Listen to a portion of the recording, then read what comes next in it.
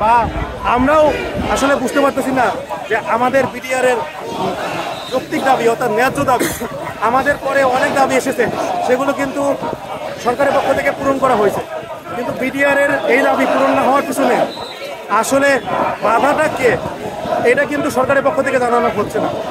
যদি সরকারের পক্ষ থেকে জানানো হতো যে আপনাদের বাধা হচ্ছে অমুক, তাহলে আমরা তার সাথে কথা বলতাম, কিন্তু সরকারের পক্ষ থেকে নির্দিষ্টভাবে কোনো কিছু বলা হচ্ছে না। সরকারের পক্ষ থেকে আজ পর্যন্ত আমাদের সাথে যোগাযোগ করা হয়নি। দীর্ঘ 16 দিন বিডিআর সদস্যরা রাতের বেলা না খেয়ে শাহবাগে অবস্থান করছে, কিন্তু কোনো প্রশাসনিক কর্মকর্তা কেউ আসেনি। শুধু কিছু পুলিশ বসে থাকতো নজরদারি করার জন্য যে আমরা আসলে শাহবাগ দিকে আসতেছি কিনা। আর এছাড়া কিন্তু কোনো সরকারি ঊর্ধ্বতম কর্মকর্তা বা প্রধান উপদেষ্টার কার্যালয় থেকে কেউ আমাদের সাথে এখন পর্যন্ত কোনোভাবে যোগাযোগ করেনি। যেখানে আমাদেরকে বাধা প্রদান করা হবে, যতক্ষণ পর্যন্ত আমরা সেখানে অবস্থান করবো, যেখানেই আমাদের বাধা প্রদান করবো। কাকরাইল হলে আমরা কাকরাইলে বসে পড়বো, মৎস্য ভবন হলে আমরা মৎস্য ভবনে বসে পড়বো, কিন্তু আমাদের যেখানে বাধা প্রদান করবে আমরা সেখানে অবস্থান করবো, যতক্ষণ পর্যন্ত আমাদের দাবি বাস্তবায়ন না হয়। কারণ এই বিডিআর অসহায় যারা, তারা কেউ কেউ বইয়ের সোনা বিক্রি করে কিন্তু এই আন্দোলন এসেছে, কেউ কেউ সুদের উপর টাকা নিয়ে এসেছে, কেউ কেউ ধার করে এই আন্দোলন এসেছে। কারণ এই বিডিআর কেউ সচ্ছল না। যদি সচ্ছল হতো আজকে এমনভাবে তারা কিন্তু আন্দোলন করতে আসতো না। তারা সবাই অসচ্ছল। এই কারণে আমরা বারবার আন্দোলনের রূপরেখা দেব না। এবারই আমাদের হয় একটা সমাধান করতে হবে। এটা যাই হোক, আমাদের গুলি করলেও সমস্যা নাই, আমরা গুলি খেতেও রাজি।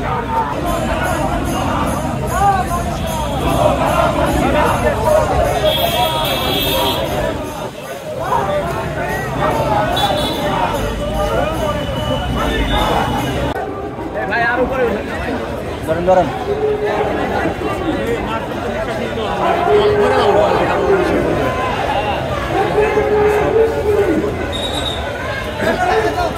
প্রধান উপদেষ্টা বাসভবন ঘেরাও করতে আসছে বিডিআর সদস্যরা।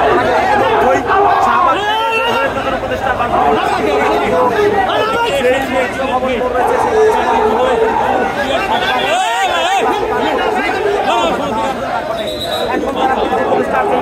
রয়েছে যমুনায়, সেই যমুনার সামনে এসে আমরা দেখছি ইতিমধ্যে কিন্তু যমুনার সামনে চলে এসেছে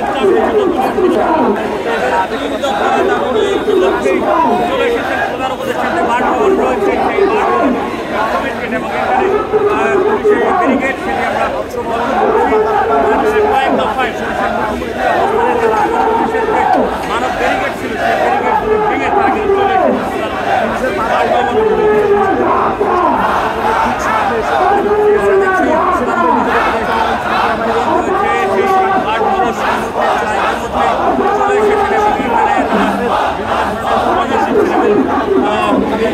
নিরাপত্তার ব্যবস্থা আপনাদেরকে যদি একটু দেখানোর চেষ্টা করি, স্তরে এসেছে সেই দাবিগুলো যদি আপনাদেরকে জানানোর চেষ্টা করি যে 2009 সালের 25 ও 26 ফেব্রুয়ারি